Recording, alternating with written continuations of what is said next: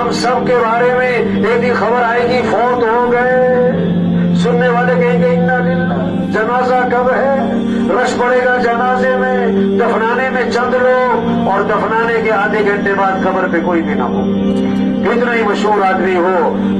دفنانے کے آدھے گھنٹے بعد کوئی بھی نہیں، وہ گئے سگی ماں کو دفنا کے، وہ گئے سردار صاحب کو دفنا کے، وہ گئے ایم پی اے صاحب کو دفنا کے۔ آج اپنے پر مٹی نہیں پڑنے دیتے،